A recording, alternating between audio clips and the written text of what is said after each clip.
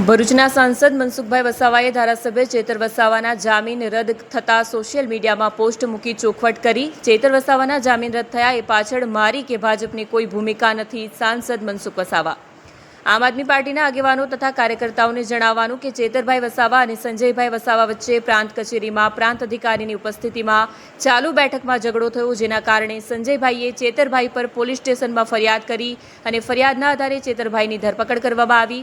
નર્મદા જિલ્લા આમ આદમી પાર્ટી ઉપપ્રમુખ દેવાભાઈએ જે પ્રકારનું સ્ટેટમેન્ટ આપ્યું કે પાડિયા અને ધારિયા લઈને આદિવાસીઓ ઉમટી પડશે, જેના કારણે કોર્ટે ચેતરભાઈના જામીન રદ કર્યા।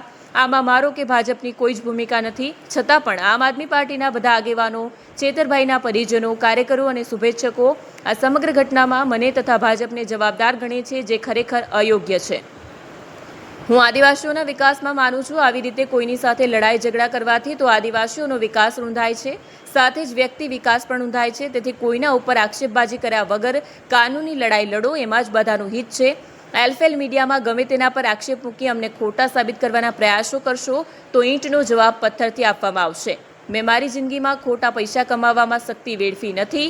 મારો વર્ષોથી એક જ ધ્યેય છે કે પ્રજાની અને દેશની સેવા કરવી। મને જો કોઈ ખોટી રીતે કોઈ છંછેડશે તો પછી હું પણ ચૂપ બેસી રહેવાનો નથી। હું ઈંટનો જવાબ પથ્થરથી આપીશ। કોઈ સાહુકાર નથી, હું બધું જાણું છું, પણ કોઈની સાથે દુશ્મનાવટ બાંધવામાં હું માનતો નથી। તેથી આપણા બધા જ આગેવાનોએ આદિવાસી સમાજનું હિત ક્યાં છે એ અંગે મંથન કરીએ, એ જ અભ્યર્થના આ પ્રકારની પોસ્ટ સોશિયલ મીડિયામાં શેર કરી હતી।